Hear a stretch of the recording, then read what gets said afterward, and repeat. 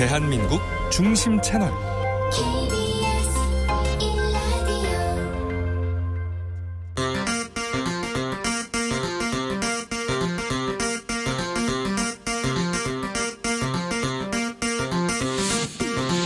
주진우 라이브.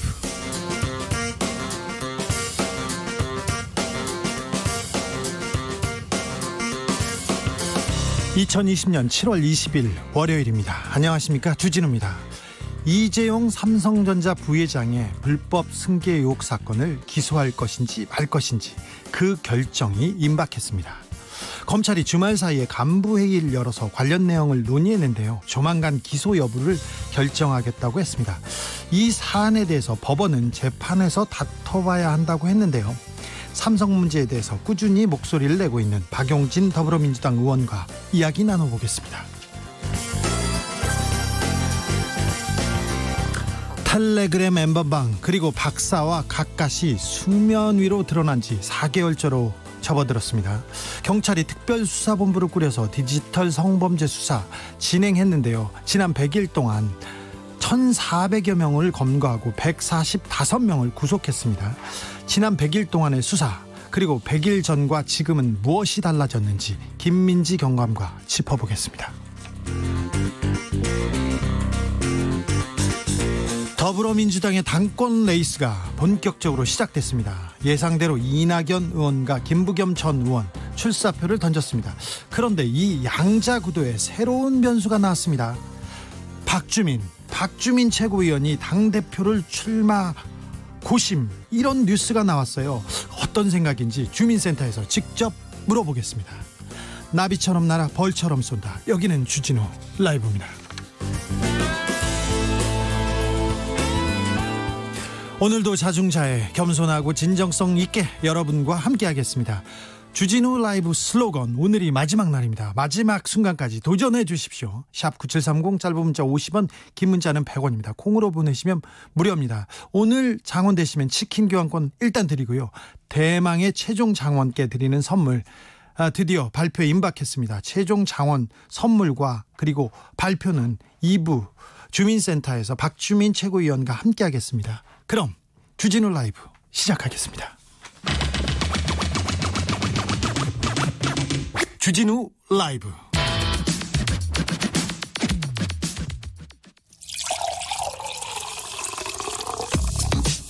진짜 중요한 뉴스만 쭉 뽑아냈습니다. 주 라이브가 뽑은 오늘의 뉴스 주스. 시사인 임지영 기자, 안녕하세요. 네, 안녕하세요. 주말 잘 보내셨어요? 네, 비가 와가지고 집에 잘 있었습니다. 네. 주디는 어떠셨어요? 집에서 뭐 하세요? 집에서 그냥 맛있는 거 해먹으려고 노력하다가 결국은 배달 음식 시켜 먹고 그랬습니다. 잘하셨어요. 네. 자, 코로나 상황 점검해 볼까요? 네, 오늘 0시 기준 신규 확진자 26명으로 집계됐습니다. 26명입니다. 한숨 돌리기는 했습니다. 네, 20명대 기록은 25일 만이고요. 해외 유입이 22명으로 지역 발생 4명보다 압도적으로 많습니다. 수도권이 좀 주춤하죠? 네, 광주랑 수도권 쪽 그 집단 감염 확산세가 주춤한 영향으로 보이고요. 문재인 대통령이 오늘 SNS를 통해서 국내 첫 확진자가 발생한 지 6개월 되는 날 지역 감염 확진자가 드디어 4명으로 줄었다면서 정부를 믿고 조금만 더 힘을 내달라고 했습니다. 네. 6개월이 됐네요. 서울시에서는 따로 발표를 했는데요. 요양시설발 집단 감염입니다. 오늘 발표에 따르면 강서구 소재 요양시설에서 어제 1명이 처음 확진된 뒤에 연이어 8명이 확진 판정을 받았습니다. 안심하기는 이릅니다. 그런데 우리나라 코로나 현황을 살펴보면 전 세계 확진자하고는 확연히 다른 그 양상을 보이고 있어요. 전 세계 확진자 또다시 신기록 경신했습니다. 네, 제가 매주 월요일마다 신기록 경신했다는 소식 들고 오게 되는 것 같은데요. 네. 세계보건기구의 18일 발표에 따르면 전날 하루 동안 보고된 1일 확진자가 25만 9,800여 명입니다. 26만 명이 늘었어요, 하루에. 미국은 폭발적입니다. 네, 1일 확진자 7만 500여 명이고요. 브라질이 3만 4천여 명, 또 인도가 3만 5천, 또 남아프리카 공화국이 1만 3천여 명입니다. 일본 상황 심각하던데요? 어제 기준 511명의 신규 확진자가 확인됐습니다. 7월 2일 100명대로 올라선 뒤에 계속해서 급증했죠. 어제는 긴급사태 선포 기간의 최고치였던 662명 다음으로 최고치를 기록했습니다. 예. 정부 발표에 따르면 유전자 검사 건수가 늘었기 때문으로 보이고요. 아시아 쪽 좀 더 본다면 인도가 19일 날 4만여 명으로 최고치를 기록했고요. 홍콩이 연일 50에서 60명대를 기록하고 있습니다. 방심하기는 아직 이르고요. 절대 조심하셔야 됩니다. 마스크 그리고 손 씻는 거 계속해서 각별히 유념해야 됩니다. 그런 상황에서 수도권에서 박물관, 미술관, 도서관 문을 다시 연다지요? 네, 모레 22일부터인데요. 방역 조치에 따라서 휴관했던 수도권 내 국립박물관과 미술관, 또 도서관 같은 공공시설입니다. 국립중앙박물관, 국립현대미술관, 또 국립중앙도서관 등 10개 시설이 수용인원의 최대 30% 범위에서 사전 예약제로 이용이 가능합니다. 그냥 가면 안 되고 예약하고 가야 됩니까? 네, 현장 접수가 가능하긴 한데요. 시간당 이용 인원의 10% 범위에서만 허용이 됩니다. 그러면 좀 그냥 가서는 돌아올 수 있는 가능성이 크네요. 네, 미리 좀 준비하시고 가시는 게 좋을 것 같습니다. 예. 또 다만 노래 연습장이나 유흥주점 같은 고위험 시설 12곳의 집합 제한 조처는 그대로 유지가 되고요. 프로야구요. 관중은 어떻게 됩니까? 네, 좀 아쉬우시겠지만 관중 입장은 좀 더 검토해 보기로 했습니다. 아직 결정되지 않았군요. 네네. 텔레비전으로 봐야 될 것 같습니다. 당분간은 8월 17일을 임시 공휴일로 지정하자 이런 얘기가 나왔습니다. 정세균 국무총리가 어제 8월 17일을 임시 공휴일로 지정하는 방안을 검토하라고 지시했는데요. 정부 서울청사에서 주재한 중대본 회의에서였습니다. 코로나19 장기화로 경제가 어렵고 많은 국민과 의료진이 피로감을 호소하고 있으며 특히 올해는 법정 공휴일과 주말이 겹치는 날이 많아서 전체 휴일 수도 예년보다 적다라고 배경을 설명했습니다. 올해는 특별히 토요일, 일요일 날 이 국가 공휴일하고 이게 겹쳐가지고요. 울상인 사람들이 많았어요. 네, 임시 공휴일은 관공서의 공휴일에 관한 규정에 따라 정부가 수시로 지정할 수도 있는데요. 정 총리가 밝힌 대로 내수 진작을 위한 측면도 있습니다. 아무래도 연휴로 연결이 되기도 하고요. 이날이 월요일이거든요. 또 이때 음식점 같은 데서 소비가 더 늘어나기 때문입니다. 검언 유착 의혹 사건. 일단은 채널A 전 기자인 이동재 씨가 구속됐어요. 그런데 계속해서 뉴스가 커지고 있습니다. 네, 어제 한동훈 검사장이 KBS 기자를 명예훼손 혐의로 고소했는데요. 지난 18일이었죠. KBS가 구속된 이동재 기자와 한 검사장이 유시민 노무현재단 이사장의 신라젠 주가 조작 연루 의혹을 제기하자고 공모한 정황을 확인했다고 보도했습니다. 이를 문제 삼은 거고요. 또 이동재 전 기자의 변호인도 지난 2월 13일 이 기자와 한 검사장이 만난 자리에서 녹음한 녹취록의 일부를 공개하면서 보도에 대해서 반박하기도 했습니다. 예. 네, 법원은 근데 이 전 기자의 구속영장을 발부하면서 이렇게 말했습니다. 피의자가 검찰 고위직과 연결해서 피해자를 협박하려 했다고 의심할 만한 상당한 자료들이 있다. 이렇게 말을 했고요. 예. 현재 한 검사장은 수사팀의 세 차례 출석 요구에도 응하지 않고 있습니다. 수사팀은 이전 기자를 기소하기 전까지 최장 20일 안에 그 한 검사장과의 공모 여부를 확인해야 하는데요. 서울중앙지검 수사팀은 오는 24일 금요일에 수사심의위원회가 열리는 만큼 그 전에 한 검사장을 소환해서 조사할 계획입니다. 이번 주 중에는 한 검사장을 불러서 조사할 것으로 보입니다. 근데 검사와 지금 언론 간의 유착 의혹입니다. 의혹이니까 조금 조심해서 다뤄야 됩니다. SNS나 유튜브에서 말을 막 하고 있는 것 같은데 아직 사실관계가 명확하게 드러나지 않았으니까 좀 조심하셔야 됩니다. 검사가 이렇게 고소하고 그러면 좀 무서워요. 네, 법을 잘 알고 있으니까요. 네, 무섭습니다. 그리고 이동재 씨의 변호사도 전 검사 출신인데요. 주진우 변호사라고 아주 동명으로 알고 있습니다. 네, 독한 분이세요. 독한 분이니까 조금 조심해야 되는데 상황이 어떻게 진행되는지 계속 전해드리겠습니다. 이번 주 수사 진행 사항을 좀 살펴보겠습니다. 면밀하게. 박원순 전 서울시장에 대한 성추행 의혹 서울시가 조사하겠다고 했는데 시작부터 좀 쉽지 않아 보입니다. 네, 지난 15일 서울시가 민관합동조사단을 꾸려서 그 조사 내용과 범위를 논의하겠다고 발표했었죠. 그런데 처음부터 비판이 잇따랐어요? 네, 서울시가 피해 여성을 지원하는 한국성폭력상담소와 한국여성의 전화의 그 진상조사에 참여할 전문가를 추천해달라고 요청했는데요. 근데 서울시가 조사단을 꾸리는 것 자체가 문제라는 비판이 좀 있었고요. 여성단체들은 조사단 구성 제안을 사실상 거부했습니다. 아니 처음에는 서울시가 나서서 사실관계를 좀 밝혀달라고 얘기하지 않았습니까? 당사자라는 측면에서 그런 것 같고요. 근데 경찰은 또 수사 전담팀을 꾸려가지고 박 시장의 사망 경위하고 그 서울시의 성추행 묵인 방조 의혹 관련 수사를 진행하고 있습니다. 네. 지난주 고한석 전 비서실장을 비롯해서 서울시 관계자들을 조사했고요. 또 이번 주 임순영 시 젠더 특보를 소환 조사할 예정입니다. 네, 경찰에서 지금 조사를 하고 있으니까 이 조사 과정도 좀 지켜보자고요. 이 문제도 사실관계가 좀 드러날 테니까 먼저 이렇게 달려가지 말고 좀 경찰에서 어떻게 수사하는지 좀 지켜보고 거기에 대해서 얘기해도 늦지 않을 것 같습니다. 그러니까 조금 지켜보시죠. 이 문제가 오늘 김창룡 경찰청장 후보자 인사청문회에서도 뜨거운 화두로 떠올랐습니다. 네, 오늘 인사청문회에서도 이 사건에 대한 경찰의 수사 의지를 묻는 질문이 여러 차례 나왔습니다. 네. 김창룡 후보자는 공소권이 없다면서 조사하기 어렵다는 입장을 여러 차례 밝혔는데요. 법적으로는 그렇죠. 네, 실체적 진실을 밝히는 건 중요하지만 법령이나 규정 내에서 경찰이 할 수 있는 역할 범위 내로 이루어져야 한다면서 피혐의자 또는 피의자가 사망에 존재하지 않을 경우 수사가 거의 불가능하고 법 규정에도 종결 처리하게 돼 있다. 이렇게 말을 했습니다. 네.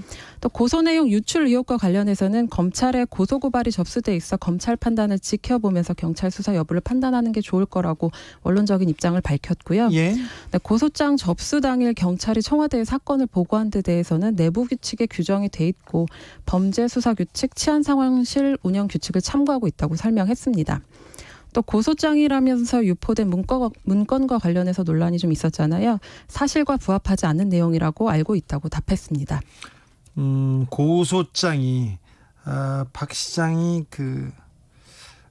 사라지자마자 그리고 사건 바로 이후에 고소장이라는 게 카톡이나 유튜브 같은 데서 돌았어요. 그런데 그 내용은 굉장히 구체적이고 어떤 분이 일부러 써놨는데 사실에 부합되지 않는 거짓 내용인데 누군가 박 시장의 명예를 훼손하기 위해서 만들어져서 일부러 유포한 정황이 있습니다. 이 부분도 조금 수사가 진행되어야 될 것 같고요.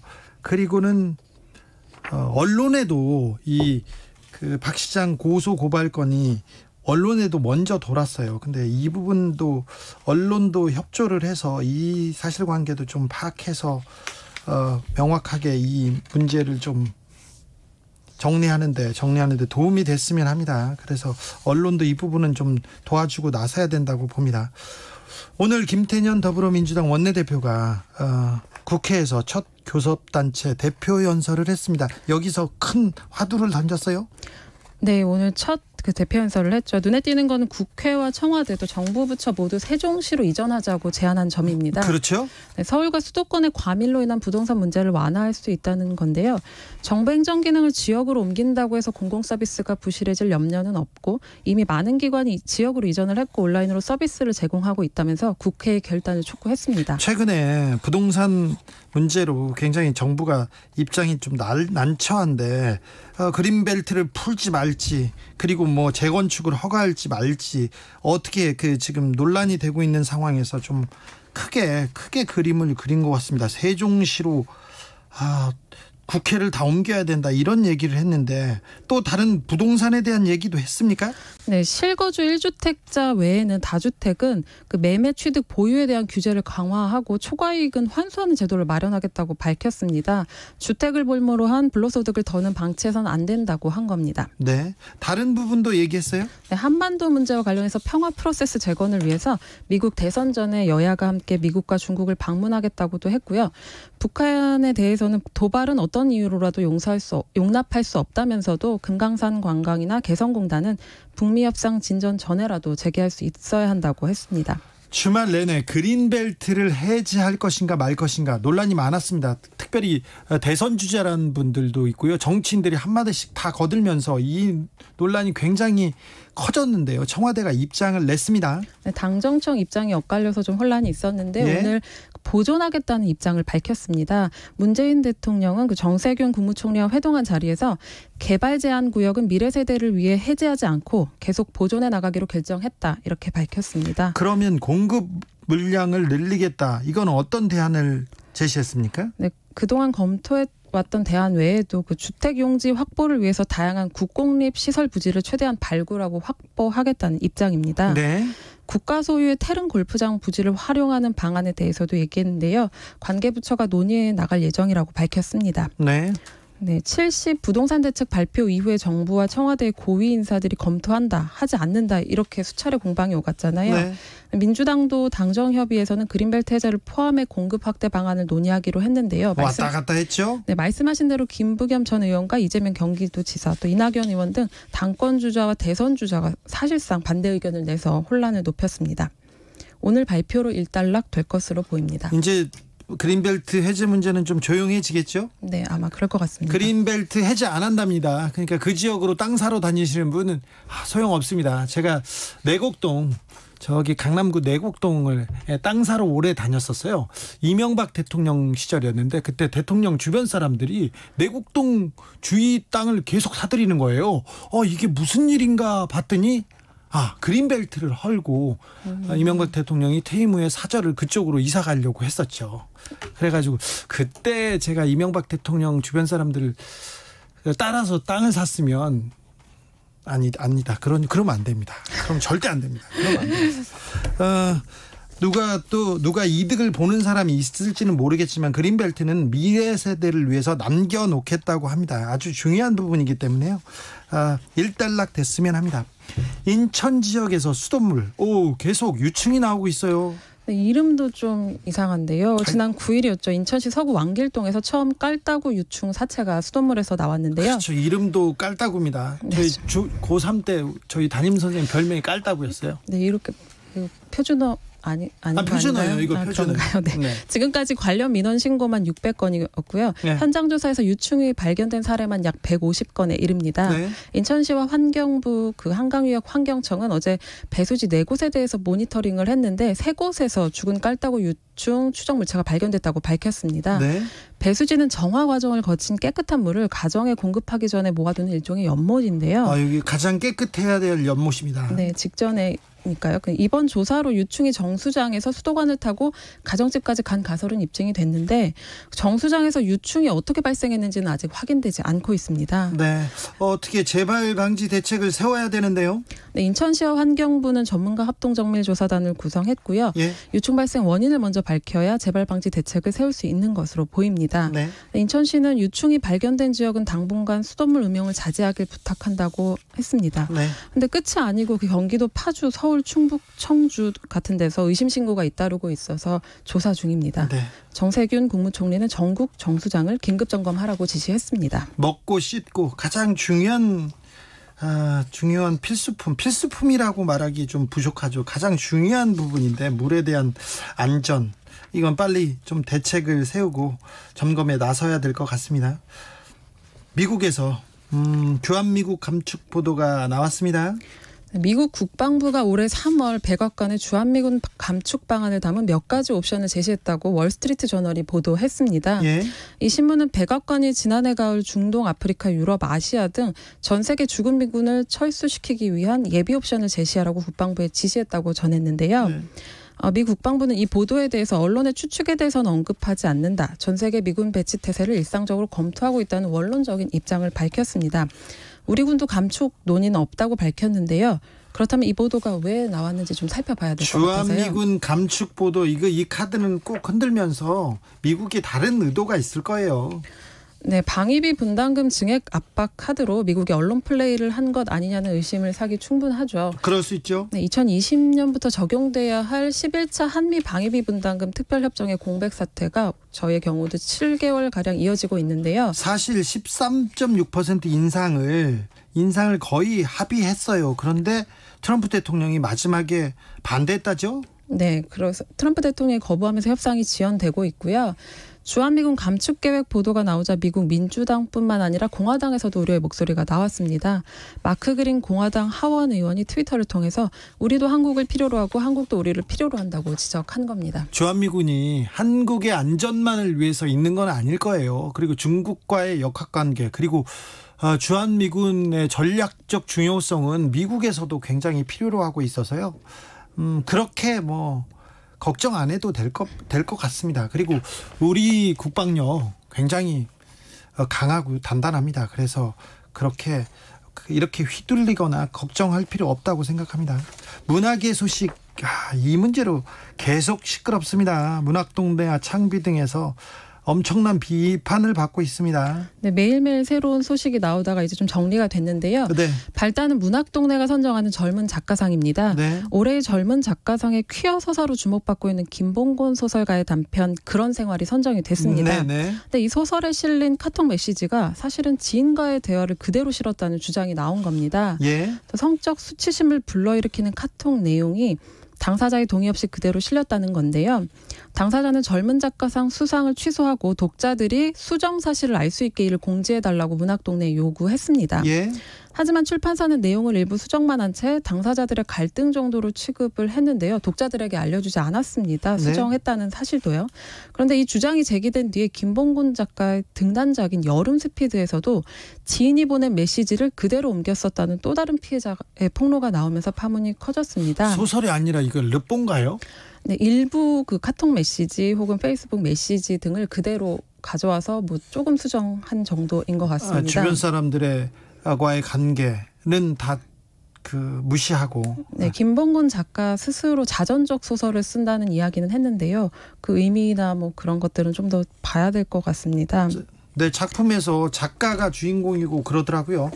네, 어쨌든 문학동네는 그런 생활이 수록된 그 제11회 젊은 작가상 수상 작품집의 판매를 중단하겠다고 밝혔고요. 네. 창비도 그런 생활이 수록된 두 번째 소설집, 그 작가의 두 번째 소설집 판매를 중단하겠다고 밝혔습니다. 거의 이거 책은 거의 다 판 것 같은데. 네, 근데 시잘과 기분 그 두 번째 소설집은 지금 판매한 지 얼마 안 돼가지고요. 예. 네네, 아마 영향이 있을 것 같고요. 일부 작가들도 출판사의 대응에 비판적인 목소리를 냈습니다. 김봉곤 작가와 함께 젊은 작가상을 수상한 김초엽 작가는 소설의 가치가 한 사람의 삶보다 우선한다고 생각하지 않는다면서 비판했고요. 그래야죠. 네, 장유진, 이현석 등 다른 수상자들도 동참했습니다. 네.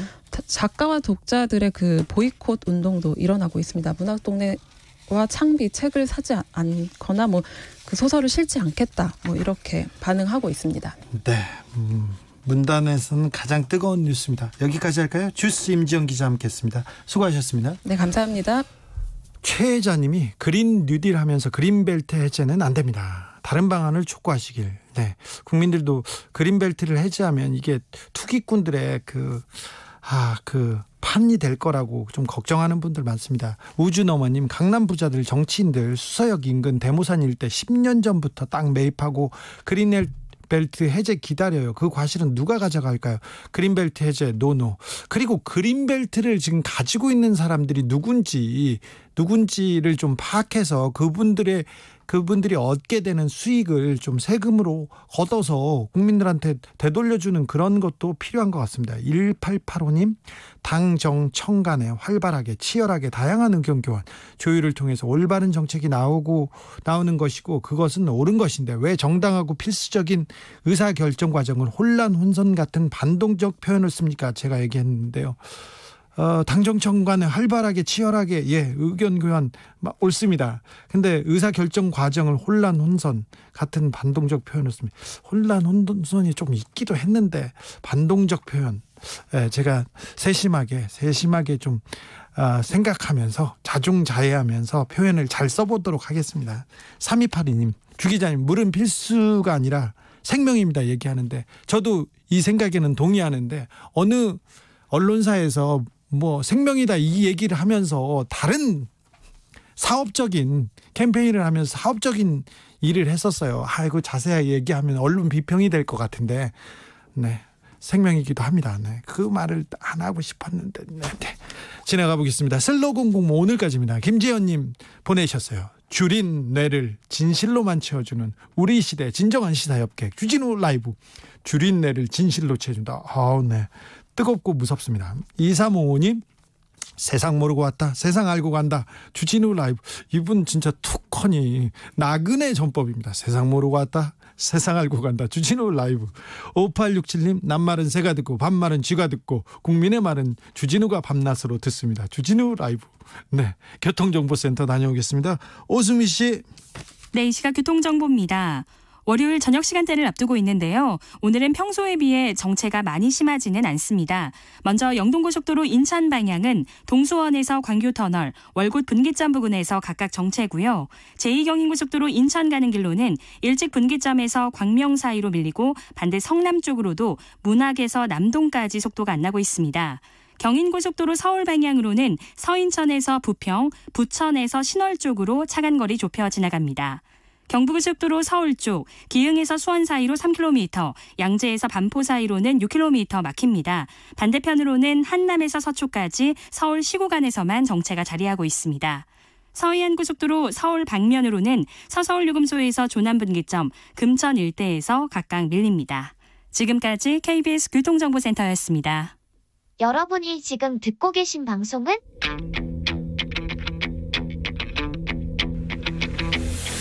힌트, 주진우 기자가 라이브로 진행하는 KBS 1라디오 방송.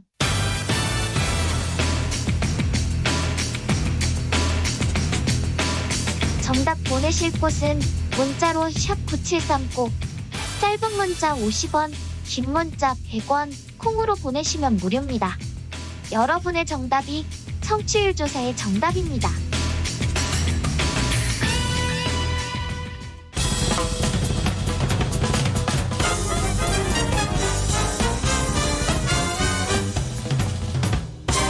훅 인터뷰. 모두를 위한 모두를 향한 모두의 궁금증 훅 인터뷰. 이재용 삼성전자 부회장의 기소 여부 조만간 결론 날 것으로 보입니다. 기소냐 불기소냐, 기소냐 불기소냐를 놓고 지금도 고민해야 된다고 합니다. 검찰의 결정을 앞두고 이재용 부회장 기소조차 못한다면 윤석열 총장 사퇴해야 한다, 이렇게 메시지를 제일 먼저 낸 사람이 있습니다. 재벌 저격수 삼성에 대한 얘기는 끝까지 하는 박용진 더불어민주당 의원 모셨습니다. 안녕하세요. 예, 안녕하세요. 오랜만입니다. 네, 잘 계셨습니까? 요새는 어떤 일로 바쁘신지요?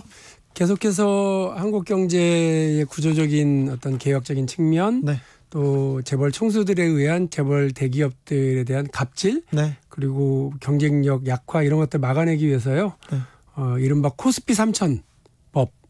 예. 이렇게 만들어서 하나하나 지금 발표하고 있고요. 네. 준비하고 있습니다. 상법 개정안, 공정거래법 개정안, 그리고 금융감독 체계 개편과 관련된 법안, 이렇게 준비하고 있습니다. 굉장히 국가 경제를 위해서는 중요한 내용인데 언론에 보도는 안 됩니다. 이게 뭐 핫한 것만이 중요한 건 아니에요. 예? 예, 언론 보도 안 되더라도 음지에서 일하면서 양질지향해야죠. 자, 음지에서는 열심히 일하고 있다는 거 얘기하는데 그 얘기도 한번 하죠. 이 10대 국회에서 가장 화제가 됐던 법안 중에 또 박용진 의원이 발의하신 유치원 3법, 이거는 어떻게 진행되고 있습니까? 그때 원래 개정안으로 올라갔었던 법안이 2년이나 유예 기간을 뒀기 때문에요. 네. 그거를 막판 본회의에서 1년으로 축소해서 통과시켰거든요. 네. 그래서 내년 1월 30일 날 1월 30일 날 1월 30일 날 시행이 됩니다. 네. 근데 그 사이에 안타깝게도 유치원 3법이 좀 먼저 통과됐었더라면 했었는데 안산에서 안산 유치원에서 햄버거병, 그래가지고 아이들이 지금 다치고 아프고 일이 커졌잖아요. 네. 이게 왜 그랬냐면 유치원 3법을 통과시키는 과정에서 너무 1년 4개월이라는 시간을 너무 끌어버려가지고요. 우리 유치원 아이들을 제대로 먹이고 가르치고 키울 수 있는 이런 유치원 3법 통과 자체가 너무 늦어져서 이런 일들이 벌어졌다. 아쉬운 생각입니다. 네. 오늘 보도에 의하면 주말에 삼성 중앙지검에서 회의를 했습니다. 삼성 관련해서. 네, 그래서 이 부회장이 기소 여부 회의했다는데 어떻게 전망하십니까? 저는 뭐 지금 사실 이 뻔한 사건을 두고 기소할 건지 말 건지를 검찰이 이렇게 우물쭈물하고 있는 것 자체가 대한민국 검찰의 슬픈 단면을 보여주고 있다고 봐요. 네. 제가 전에도 말씀드렸죠. 버스비 한 3,000원 횡령한 걸로 단호하게 해고됐고요. 그 사람 대한민국 법원에서 최종적으로 그 해고가 정당하다고 판단을 내린 나라예요. 네. 그리고 우리가 뭐 눈물은 나지만 어쨌든 빵 좀 사 먹으려고 돈 몇만 원 훔친 사람 검찰이 기소 안 합니까? 했죠. 당연히 합니다. 계란 훔친 사람, 배고파서 훔친 사람도 기소했죠. 법은 시퍼렇게 살아있는데 이게 주로 돈 없고 힘 없고 백 없는 사람들에게만 시퍼렇고 돈 좀 있고 힘 좀 있고 백 있는 사람들 앞에서는 이렇게 망설인다. 좀 우습습니다. 이거 돈 있고 힘 있고 백 있는 사람이니까 이 복잡한 경제범죄 가지고서 장난하는 거거든요. 그런 거 제대로 수사하고 제대로 잡고 제대로 단죄하라고 대한민국 검찰이 있는 건데 이 우물쭈물 답답합니다. 네. 근데 검찰 수사심의위원회에서 이 부회장을 수사도 하지 마라, 기소도 하지 마라 이렇게 권고했는데요. 네. 이 결정 어떻게 보셨어요? 그거 자체가 좀 뭐 저는 수사심의위원회가 과연 전문가 집단일까? 예. 20만 페이지 1년 7개월이라고 하는 엄청난 수사 기록과 그 시간을 그 반나절 정도 혹은 뭐 하루 정도 만에 그렇게 파악을 해가지고 수사 기소 다 하지 말아라라고 하는 건 과연 이게 정상적인 판단일까 하는 생각이 있었어요. 그러나 네. 그분들도 자기 역할을 최선을 다했다고 친다면 저는 그 적어도 검찰이 그 1년 7개월 동안 수사를 한 것에 대해서 자기 스스로의 확신 그리고 자기 수사의 정당성 이런 거 분명히 한다면 네. 저는 수사심의위원회의 그런 권고에도 불구하고 네. 당연히 검찰이 해야 할 일을 하는 것이 맞다 이렇게 보고요. 네. 안 그러면 저는 윤석열 총장은 사퇴해야 된다고 봐요. 네. 이 수사를요. 사실상 1년 7개월 동안 수사를 했다고 그러지만 최순실 박근혜 국정농단 사건 때부터 이 관련 수사를 해온 사람이 네. 윤석열 총장이에요. 그래서 윤석열 총장은 기소를 위해서 열심히 했지 않습니까? 네. 아니 그러니까 어쨌든 그러나 마지막에 이 결정을 못 내린다고 그러면 네. 이에 대해서 책임지고 사퇴해야 될 상황일 정도라고 저는 보고요.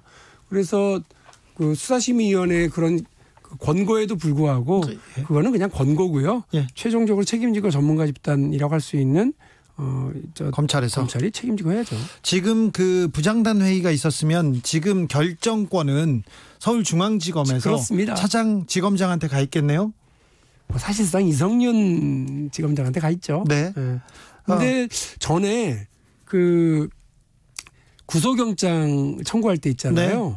그때 만장일치였다는 얘기가 있어요. 예예. 그 얘기는 이성윤 지검장도 오케이. 네. 그리고 수사팀장도 당연히 오케이. 그다음에 검찰총장 대검 수뇌부들도 오케이 했다고 봐야 맞겠죠? 네네. 그렇다고 봅니다. 저도 취재 결과. 4784님이 이런 의견 주셨습니다. 정의규현 사재단 신부님이 지난번 방송에서 이재용의 영혼이 구원받길 기도한다는 말씀이 너무 감동적이어서 그날 이후 저도 매일 기도하고 있습니다. 삼성을 위해서 기도하는 분들도 많습니다. 재벌 관련해서 금융범죄 재발을 막기 위해서 국회의 역할은 뭐라고 생각하십니까? 일단 그 지금도 사실은 재벌 총수들을 위한 금융범죄 그리고 뭐 회계조작 이런 것들은요. 지금도 처벌할 수 있어요. 예. 그런데 문제가 뭐냐면 이렇게 머뭇거리는 거예요. 네. 그리고 그 막상 범죄를 확인했을 때에도 제대로 된 처벌을 하지 못하는 겁니다. 네. 범죄가 벌어질 때 빠져나갈 구멍을 이미 법에서 만들어 놓고 관료들 중심으로 만들어 놓고 이 범죄가 꼬리를 잡혀서 검찰이 수사를 받더라도 가장 낮은 것으로 기소가 되고 네. 그 가장 낮은 범죄 혐의로 기소가 돼도 판사가 가장 낮은 처벌을 해요. 네. 그리고 중간에 또 이게 다 또 사면 돼요. 네. 그러니까 대한민국의 가장 힘센 사람들은 대통령도 아니고 국회의원도 아니고 검찰총장 대법원 원장도 아니고요.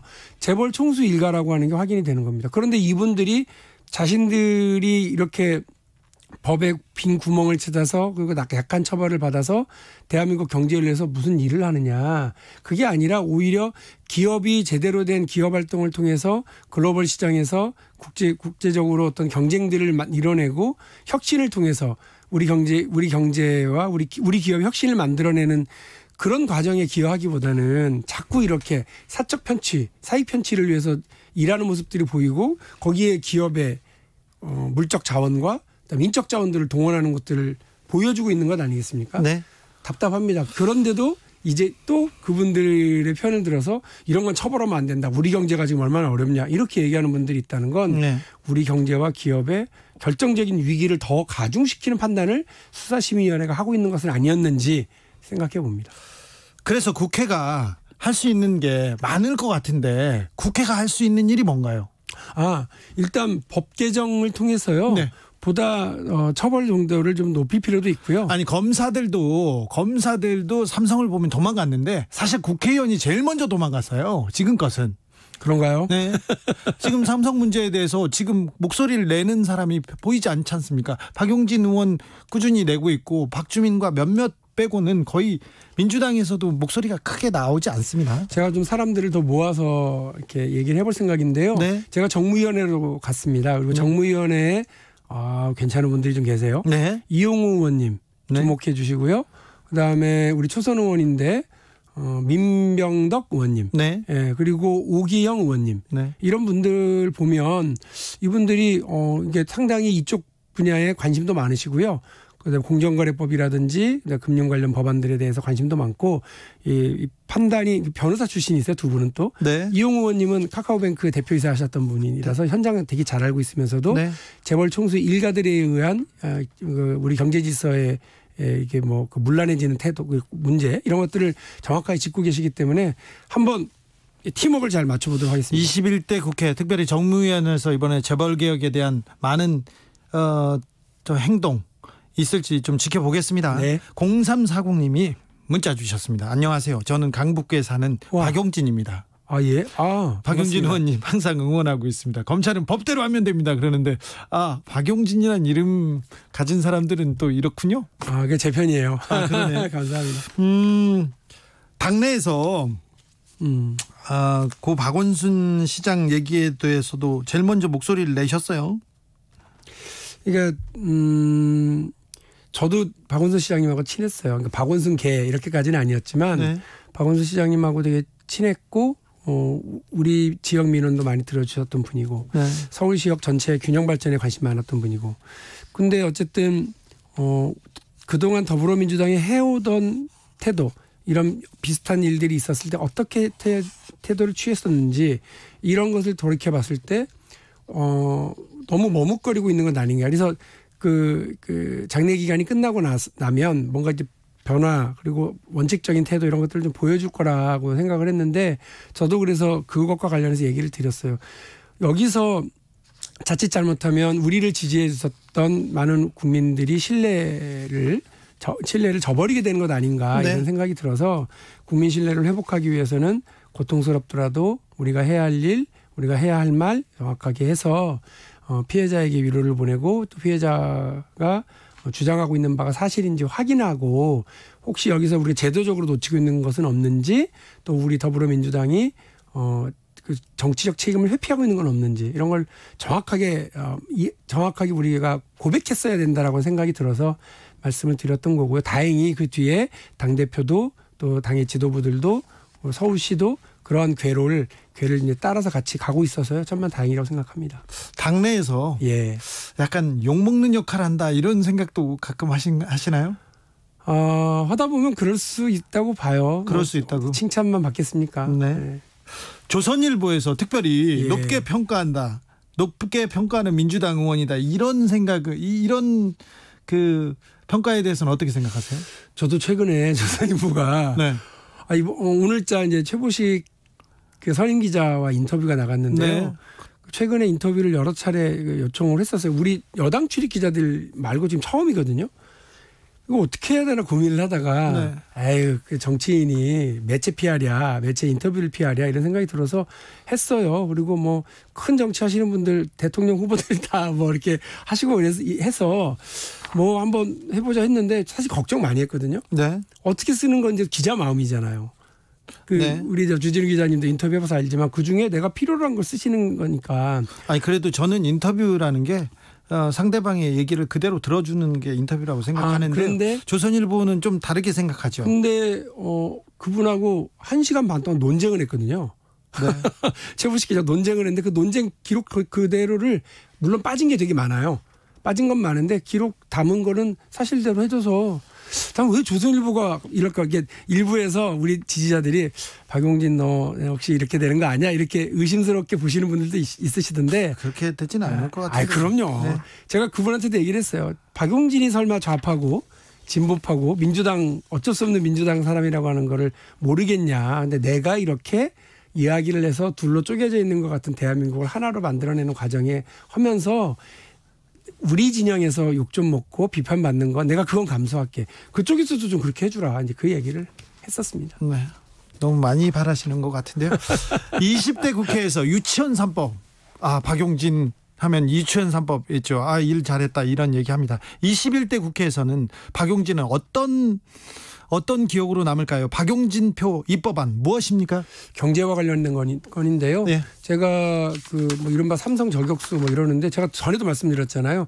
저는 이재용 총수 일가가 가지고 있는 문제점들을 지적하는 거지. 네. 삼성 기업에 대한 불신이나 이런 건 아닙니다. 네. 오히려 삼성이 더 경쟁력을 갖기를 기대하고 있고요. 마찬가지입니다. 그래서 지난 20대 국회에서는 재벌과 이런 경제적인 문제점을 고발하는 입장이었다고 그런다면 네. 지금은 혁신을 할 수 있도록 길을 열어주고 그리고 그를 통해서 상법 개정안, 공정거래법 개정안 등등을 통해서 코스피 3천 법안, 네. 3법. 코스피가 3천까지 가도록 도와주는 법안이니까요. 그래서 우리 600만 투자자들이 더 많은 이득을 얻을 수 있고 경제가 더 활력을 얻을 수 있고 우리 기업에 더 많은 투자가 만들어질 수 있도록 노력을 하겠습니다. 이번에서 검찰이나 법에서 삼성 이재용 부회장의 문제가 지금 해결된다면 삼성이 앞으로 나가는 동력이 될 거예요? 저는 그렇게 보고 있고요. 삼성 이건희 회장 그다음에 이재용 부회장 이 과정에 있으면서 24년 동안 이들의 이런 삼성에 대한 옥죄기 사익 편취 네, 이건 끊어야죠. 이럼에도 불구하고 삼성이 이만큼 국제적으로 컸다고 하는 건 에너지가 여전히 무궁무진하다는 생각입니다. 삼성이 그렇게 좋은 기업입니다. 그렇습니다. 우리 경제가 그렇게 단단한 데입니다. 네. 그렇습니다. 여기까지 들을까요? 지금까지 박용진 더불어민주당 의원이었습니다. 감사합니다. 여러분 고맙습니다.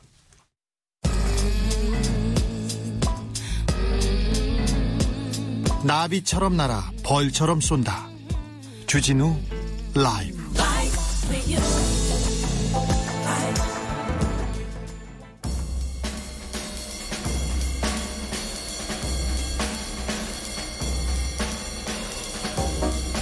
느낌 가는 대로 그냥 고른 뉴스 여의도 주필 뉴스원 연봉 5천 소리질러 보도에 사내 최우수상 수여 미디어오늘 기사입니다. 뉴스원에서 보도가 있었습니다. 인천국제공항 보안검색요원 직접 고용 이슈를 다룬 알바 2년 연봉 5천 소리질러 이 보도 기억하시죠? 소리질러 기억하시죠? 이 보도가 사내 이달의 기자상 최우수상을 수여했다는 그런 소식입니다. 근데 이 기사가 사실과 좀 다른 보도였다. 팩트에 충실하지 않았다. 그리고 갈등을 점화하는 그런 뉴스였다는 평을 받기도 해서 논란이 좀 되기도 했습니다. 그런데 이영섭 뉴스원 편집국장은 미디어오늘에 언론의 본령은 사회적 화두의 제시이고 현실에 대한 비판적 시각 제공이다. 그래서 우리 사회의 건전한 성장에 일조했다고 평가한다. 이렇게 말하셨대요. 그런데 이 내용이 사실이 아니었는데 연봉 5천이 아니라 3,800 얼마였지 않습니까? 그래서 팩트가 몇 가지 틀렸는데 그래서 사회적 논란을 부추겼다는 평가가 있었어요. 그런데 이 부분은 좀 간과하고 넘어갔다는 비판이 있었습니다. 싸움만 만들었다고. 그런데 댓글이 이런 댓글들 달렸어요. 와, 우리 언론 수준이 이 정도였구나. 그리고 다른 댓글은 가짜뉴스가 최우수상이라니 이거 뉴스 매체가 너무 이상한 고백 아닌가요? 이런 댓글도 있었습니다. 최근에 언론사 중에 인터넷에서 많이 화제가 된 기사를 뽑아서 시상을 하는 경우가 있다고 합니다. 어떤 언론사는 그렇다고 합니다. 그런데 언론이 사실 팩트보다 화제를 더 중요하게 생각하는 거 아닌가 이런 걱정을 해봅니다. 무엇보다도 진실 보도가 먼저여야 되겠죠. 그리고 정의를 위한 공정 보도가 또 우선이어야 되겠죠. 우리는 거인을 잃었다. 미 전역 추모 물결. 동아일보 기사입니다. 흑인 인권운동의 대부 미국의 존 루이스 전 민주당 하원 의원이 최장암으로 별세했습니다. 이분은 마틴 루터킹 목사와 함께 1960년대 흑인 인권을 이끈 거물 운동가였습니다. 마지막 생존자이기도 했는데 1961년에 버스를 타고 워싱턴에서 뉴올리언즈까지 가는 프리덤 라이더스 운동을 벌리다가 백인들한테 강목하고 야구방망이로 맞아가지고 의식을 잃었었다고 합니다. 그리고 셀마 행진이라고 아시는 분들 아실 텐데 엘라바마주 셀마시에서 600여 명의 흑인이 그 다리를 건넙니다. 다리를 건너는 평화운동을 이렇게 벌여요. 그래서 행진을 하는데, 행진을 하다가 그 루이스 상원원이 땅에 그 경찰한테 맞아가지고 두개골이 골절되는 장면이 TV에 고스란히 나갔어요. 그게 인종차별을 전국적인 이슈로 만들었고, 결국 그해 8월에 흑인 참정권을 인정하는 연방투표권이 생기게 되는 그런 특별한 계기가 되면서 이분이 흑인 인권의 전설이 됐습니다. 근데 트럼프 대통령과는 여러 차례 설전을 벌이고 사이가 나빴어요. 그런데 최근에 이렇게 돌아가셨네요. 엘라바마, 그리고 흑인 인권, 셀마 행진, 역사 속에 전설 같은 분인데 이분이 지금껏 버텨주셨다는 것도 굉장히 훌륭한 일이었습니다. 삼가 고인의 명복을 빕니다. 미 백악관 인근에 트럼프 조롱하는 살아있는 동상 전시, 연합뉴스 기사입니다. 영화 감독 브라이언 버클리라고 굉장히 유명한 다큐멘터리를 만드는 감독인데요. 이분이 트럼프 대통령을 민권과 자유 파괴자로 규정하면서 길거리 퍼포먼스를 이렇게 펼치고 있어요. 그래서 성경 이벤트, 그다음에 백악관 벙커 피싱 논란, 그리고 코로나 재확산 사태 속에서 트럼프 대통령이 굉장히 좀 하는 행동들에 대해서 조롱하는 이런 퍼포먼스를 워싱턴에서 사람이 동상이 되어가지고 이렇게 조롱하는 퍼포먼스를 하고 있는데, 나라님의 역할이 많이 있는데 백성들의 욕을 먹어주는 것도, 그래서 스트레스를 좀 풀어주는 것도 나라님의 역할인 것 같아요, 임금님의. 그런데 그 부분에 대해서는 트럼프 대통령이 굉장히 큰 역할을 하고 있는 거 아닌가, 이런 생각도 해봅니다. 미국에서 얼마 전에 인터뷰를 했는데 코로나 치명률이 가장 낮은 나라다, 이런 얘기를 했는데 하루 확진자가 7만 명이었고 사망자가 14만 명이 넘었는데 치명률이 낮다, 이게 사실과 좀 다른 말이지 않습니까? 워싱턴 포스트였나요? 거기서 취임 후에 2만 번 넘게 거짓말했고 하루에 16번꼴로 거짓말했다는 그런 기사도 있는데, 아무튼 트럼프 대통령이 이런 부분에 대해서는 굉장히 독보적인 정치인 아닌가, 이런 생각도 해봅니다. 대선 지면 승복하겠냐고 질문했는데 두고 봐야 한다고 했는데, 좀 재밌는 대통령은 분명히 맞는 것 같아요.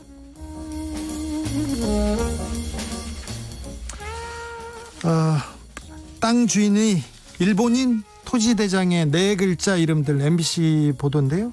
전국의 땅 10만여 필지가 소유주가 아직도 4자 이름, 그러니까 일본식 이름으로 남아있다고 합니다. 광복 이후에 75년간 거래되지 않은 땅들인데 일본인 소유가 확인되면 국유화되고요.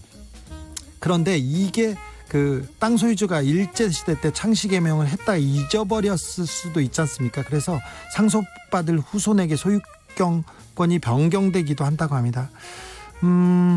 친일파 할아버지 땅들 굉장히 많은데요. 진짜 많습니다. 역사 바로 세우기를 하지 못해서 친일파 자손들은 땅 부자로, 재벌로, 갑부로 떵떵거리고 삽니다. 반면 독립군의 자손들은 할아버지 배가 고파요, 이렇게 하고 사는 거에 대해서는 오늘도 또 슬픔이 차오릅니다.